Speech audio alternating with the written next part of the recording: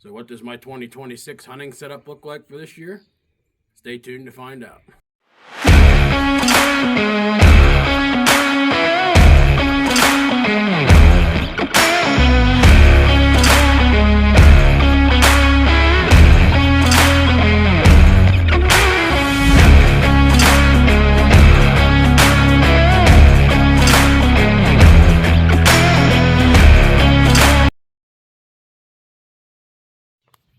Welcome back to the channel, everybody. Today's video, I'm going to discuss my 2026 hunting setup. By setup, I mean the bow, arrows, broadheads, clothing, release, the whole shebang. Anybody that's followed this channel recently knows that for this year, I'll be running the Warhead Arrow Company Rain Terror. 5mm, just 250 spine, 8.9 grains per inch. This one just happens to be wrapped in a 5-inch boutique wrap, 3 fletched with 3 AAE Air Razor 26 vanes. AAE IP5 knock. Also be running the Warhead Fireline lighted knocks on these arrows. Just don't happen to have one on this one. For inserts, Podium Archery collared half out. With this setup, about 52 grains for this one. 125 grain point. This whole setup, I'm right at about 474 grains total arrow weight. And at last check, this ARC 34 throws her pretty nicely. Last check, it was at 286 feet per second. So it's got some momentum and kinetic energy behind it, no doubt. Again, the Warhead Rain Terror. Check them out, guys. I've been thoroughly impressed with them thus far. Obviously, I haven't really put them through the ultimate test as far as hunting, but so far they've greatly exceeded my expectations. Jason puts out a hell of a product. Check them out at warheadarrowcompany.com. For releases, be running the Heavy Metal Stand Onyx. Just the thumb one, not the click one. I'm not a big fan of quick releases. Some people love them. Me, I'm the opposite. It kind of freaks me out whenever the click goes off. So I'd rather just have the total surprise with the thumb button. But absolutely love this thing. The weight of it and everything. It just was using a hot shot for a while. No issues with it. I just preferred the weight and the everything of the Stand Onyx. Man, it's... As you can hear, man, it's quiet too. Freaking breaks clean. Good crisp shot on this bad boy. Broadheads, again, if you follow this channel, you know I'm Magnus, 100%. This one just happens to be the 125 grain single bevel, and my all-time favorite, the 125 grain Black Hornet Razor. But behind me, I got a white grocery bag here full of them. I just don't use these two. It's just, any of them, they fly absolutely like darts. You tune your bow right and everything, have your setup the way it's supposed to be set up. These things, from here to 60 yards here at this local range, I can still be scared to shoot 2 arrows at the same dot. They fly phenomenal in my experience anyways. But like I said, I just don't use these two either. I got the Stinger Buzz Cut in there, Killer Bee Buzz Cut, the Snuffer SS 3-blade, all sorts of them. They all fly. Regular Black Hornet, regular single bevel. They're all absolutely deadly. 100% American made, backed by a no question, no bullshit, lifetime replacement guarantee. You can't go wrong. Especially 100% American made, man.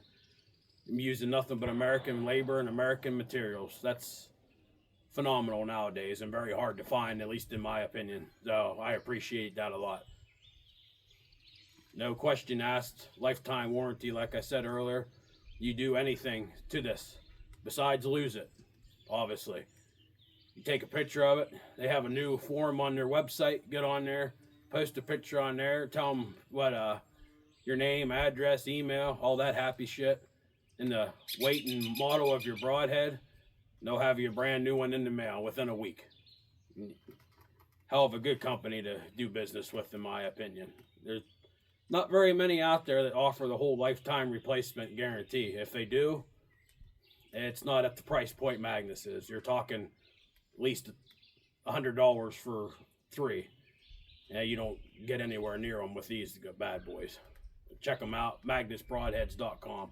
I don't think you'll be disappointed. I absolutely love these heads. Last but certainly not least,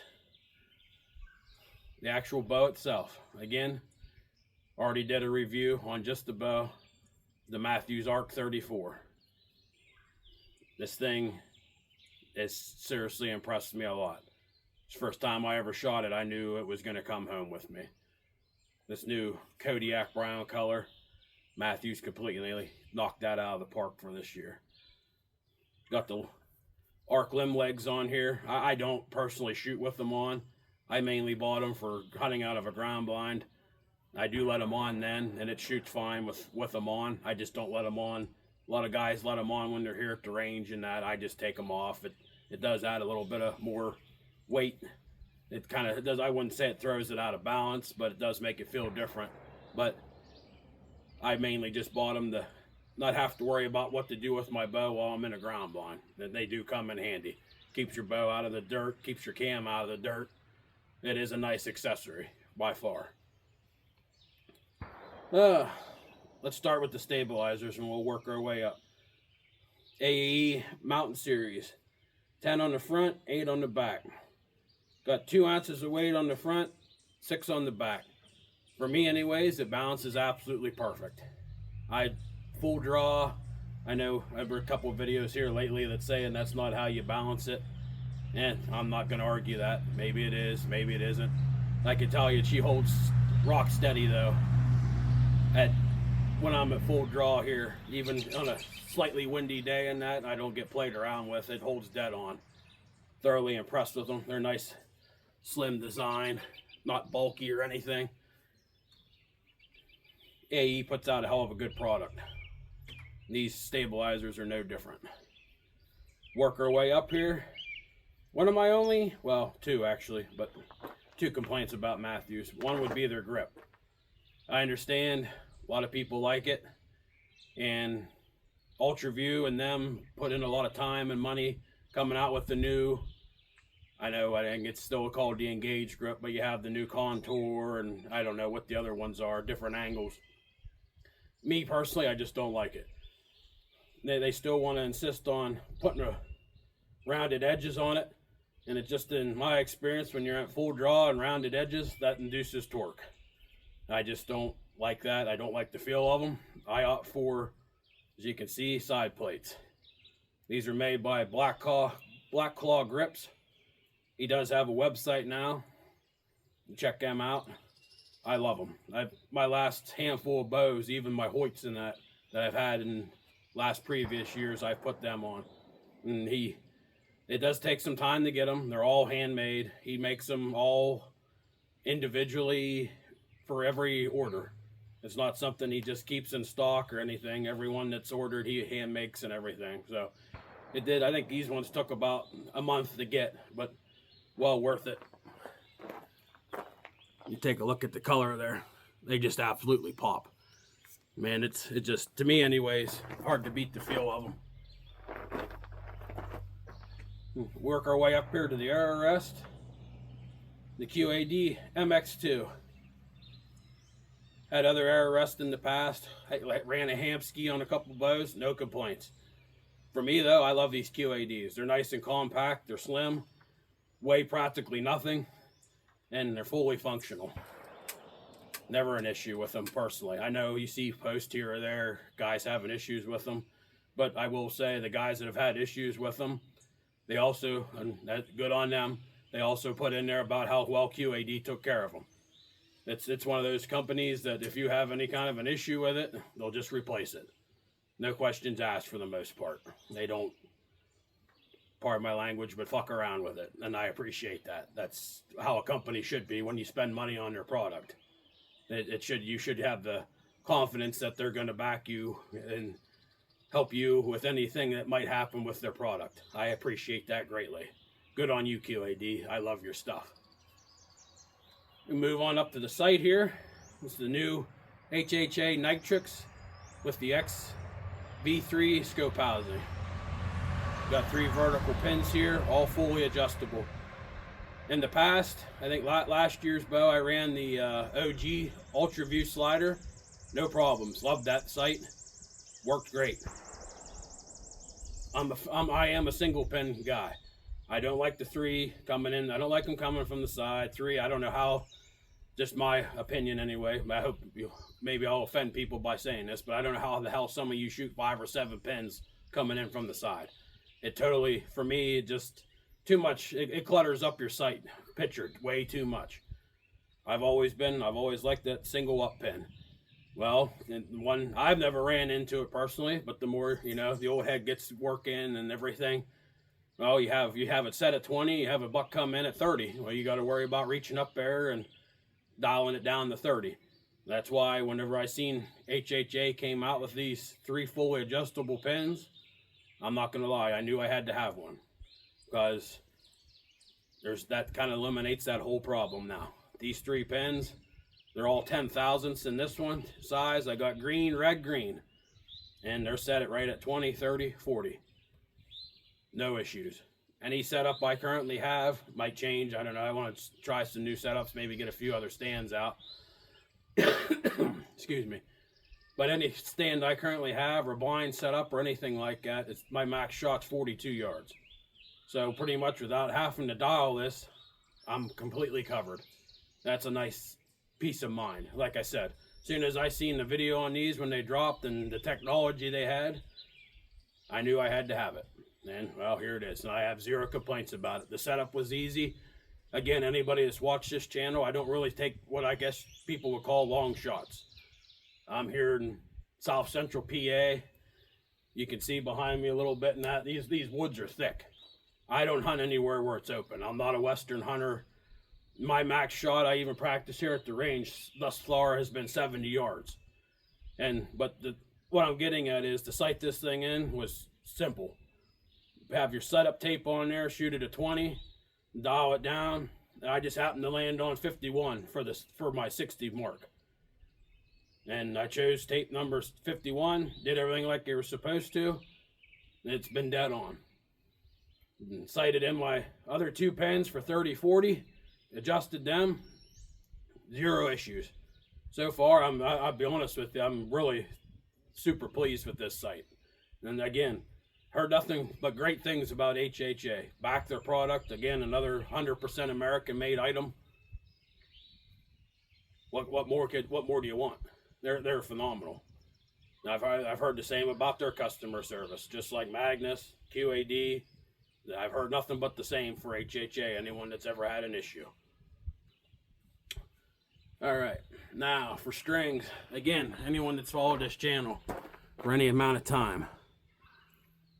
Unbound Archery, maybe.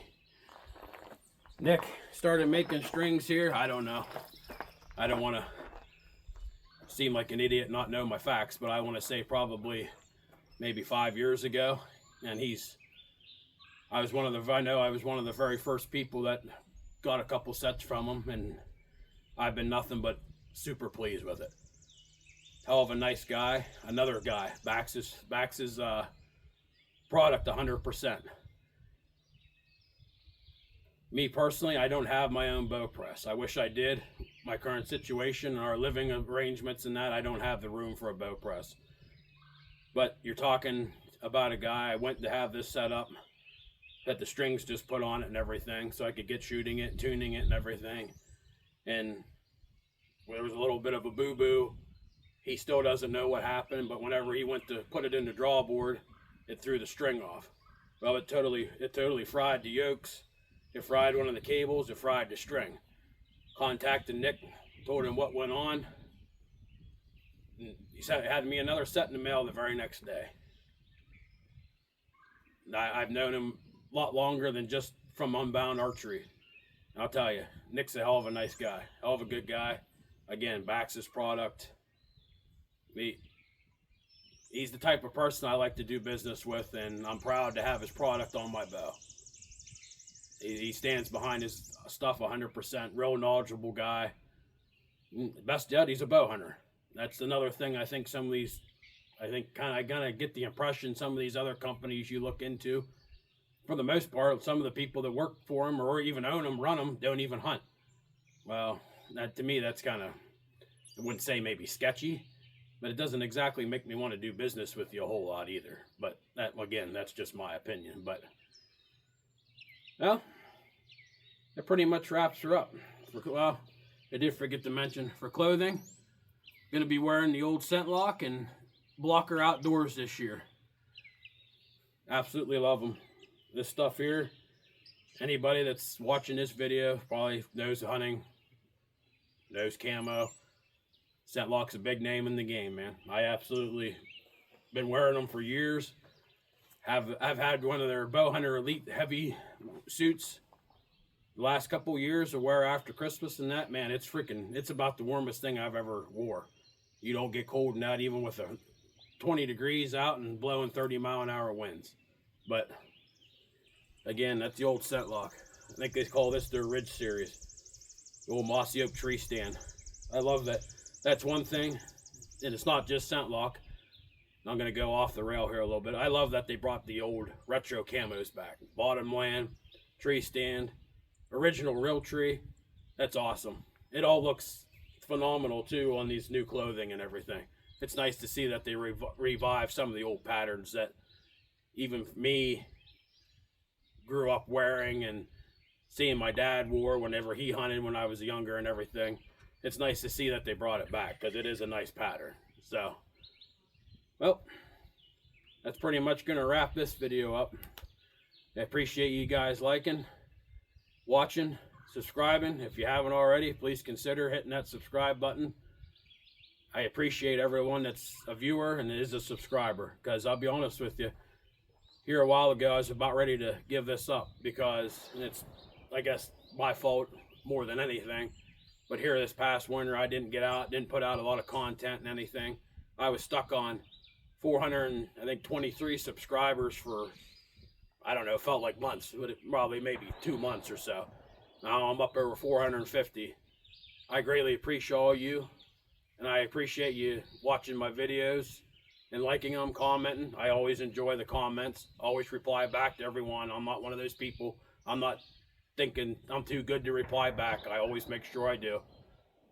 You guys keep it coming, man. I appreciate all of you. I appreciate you using your time to watch my videos. Catch you guys later.